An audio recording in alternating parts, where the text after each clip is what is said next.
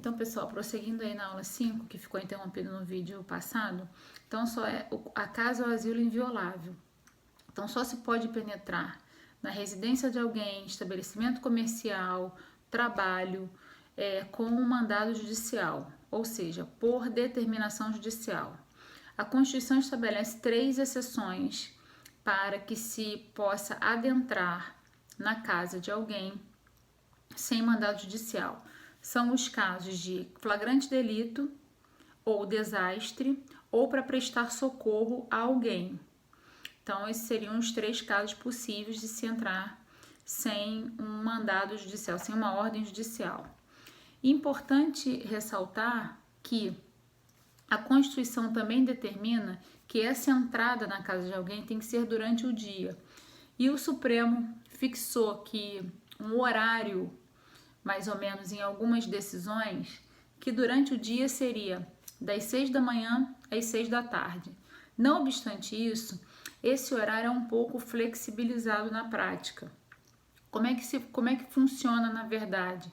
Alguns doutrinadores e até próprios julgados do Supremo que acompanharam a doutrina onde foi fixado esse horário de 6 da manhã às 6 da tarde, se flexibilizou porque o que se quer, na verdade, ao fixar esse horário é se estabelecer uma coisa razoável. É o que a gente falou da questão da razoabilidade.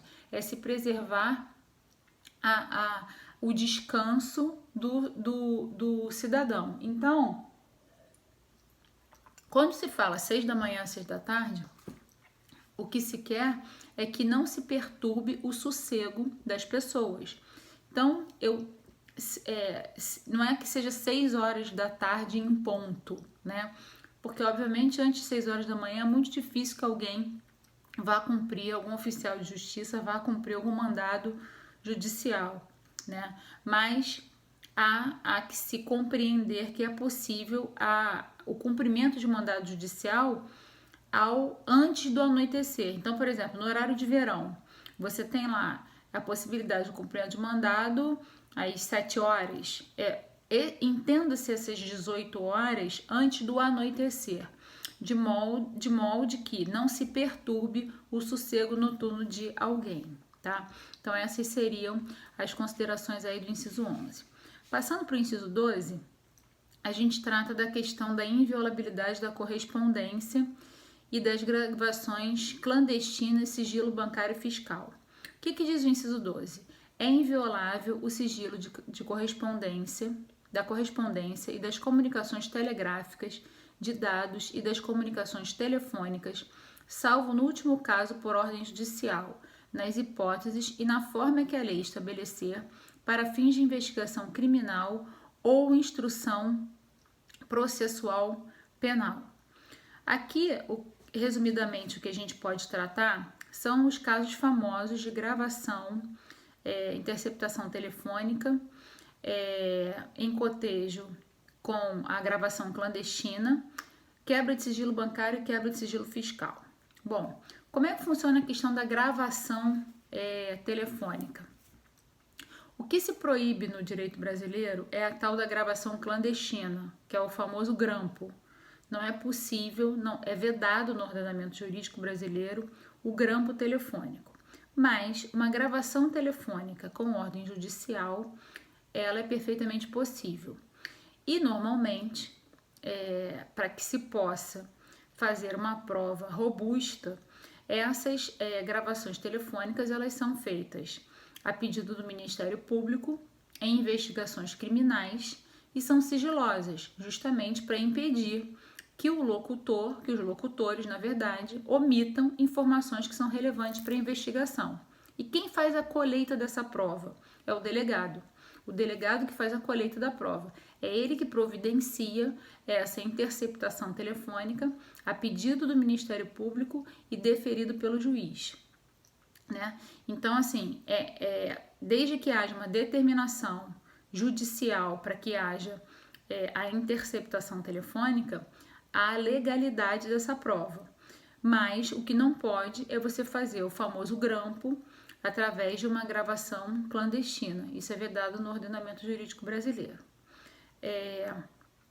Outra questão importante é que perguntam sempre: ah, mas professora, e se eu fizer um vídeo? E se eu fizer uma gravação de voz, eu não posso usar isso como prova? Pode, desde que você comunique a outra pessoa de que está fazendo. Então, no início da conversa, você pode chegar e falar assim: olha, eu estou gravando, a partir desse momento eu vou gravar a nossa conversa. Se há o consentimento da outra parte de que haverá essa gravação ou a informação e você não é impedido de fazer essa gravação, então, portanto, você pode usar como meio de prova. Não é considerado uma prova ilícita. O que não pode é a gravação clandestina, ou seja, eu não falo nada para o meu interlocutor, estou falando no telefone com a outra pessoa, não comunico que estou fazendo a gravação e uso isso num processo civil ou num processo criminal para incriminar a pessoa. Então, essa prova é obtida por meios ilícitos e ela não pode ser usada nem para incriminar ninguém, nem para obtenção de indenização em processo civil, tá ok? Como é que funciona o dispositivo constitucional com relação ao sigilo bancário e fiscal? Sigilo bancário e fiscal, da mesma forma, tem que ser autorizado pelo juiz. Há critérios muito específicos para a quebra desse sigilo bancário e fiscal.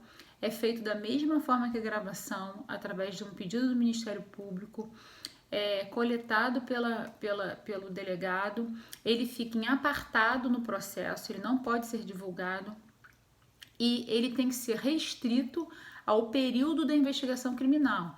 Então, se estamos investigando, por exemplo, o ano de 2017, por um desvio de verba pública, por exemplo, de uma determinada pessoa, somente pode-se quebrar o sigilo bancário fiscal do ano de 2017 daquela pessoa. Por quê? Porque senão a gente vai ferir o que a gente acabou de estudar, justamente o inciso 10. A inviolabilidade da intimidade, da vida privada das pessoas. Então, eu não posso de forma nenhuma quebrar esse sigilo bancário fiscal se eu não tenho elementos mínimos para isso, primeiro ponto. E segundo ponto, se eu de fato não oculto esses dados para terceiros, tá ok? Por fim, a gente estuda hoje na aula 5 o inciso 13º. Diz o inciso 13º: é livre o exercício de qualquer trabalho, ofício ou profissão, atendidas as qualificações profissionais que a lei estabelecer. Bom, aqui a gente já constata que qualquer ofício no Brasil está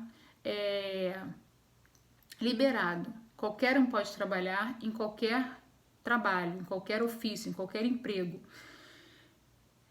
Essa é uma norma de eficácia contida, a gente já estudou sobre esse tema em aulas passadas. Por que de eficácia contida? Porque é preciso que venha uma lei para que estabeleça regras restritivas de ofício de trabalho. Se não há uma regra restritiva de ofício de trabalho, eu posso ter qualquer trabalho no Brasil. Então, por exemplo, o exemplo mais clássico que a gente pode citar aqui é a prostituição. A gente não tem nenhuma lei que restrinja o livre exercício da profissão de prostituta. Então, portanto, o que eu tenho no Código Penal é a exploração à prostituição. Isso é crime, mas a prostituição em si não é crime. Então, é um direito e garantia fundamental do cidadão que ele possa ter qualquer ofício, qualquer profissão, qualquer carreira no Brasil. Obviamente, desde que, com relação às carreiras, desde que previstas a sua possibilidade. E o que a gente tem que ressalvar é que a segunda parte do dispositivo trata atendidas as qualificações profissionais que a lei estabelecer. Ou seja, aqui a gente está falando do sigilo profissional. O artigo 170 da Constituição trata dessa ressalva. Então, assim, eu posso exercer livremente a minha profissão desde que atendida a legislação. Então, a própria Constituição, ela assegura o sigilo profissional. Além dela assegurar o sigilo profissional, o próprio Estatuto da OAB como a gente está falando do exemplo da advocacia, o próprio Estatuto da OAB protege o advogado no seu sigilo profissional. Então, vou dar um exemplo prático. Você tem um cliente, o cliente chega no seu escritório e fala assim, eu matei fulano. Eu não sou obrigada a dizer que o meu cliente matou o fulano. Eu sou obrigada, se eu aceitar aquele encargo, aquele mandato, a defendê-lo da melhor forma possível. Mas eu tenho o compromisso de efetivamente guardar as circunstâncias do crime, guardar tudo e proteger o meu cliente no que ele me contou das circunstâncias daquele crime, como no nosso exemplo prático. Assim como eu tenho a obrigação, dever legal de não falar coisas que ele passa sobre a intimidade, sobre o segredo. Por quê? Porque senão estarei eu não só infringindo o Estatuto da OAB, como posso vir a responder, inclusive, por crime, além de responder pela inviolabilidade da sua vida privada, etc. e tal. Então, por hoje, fechamos aqui até o inciso 13º com a aula 5 e passaremos então a partir do 14º com a aula 6. Muito obrigada a todos, foi um prazer estar com vocês.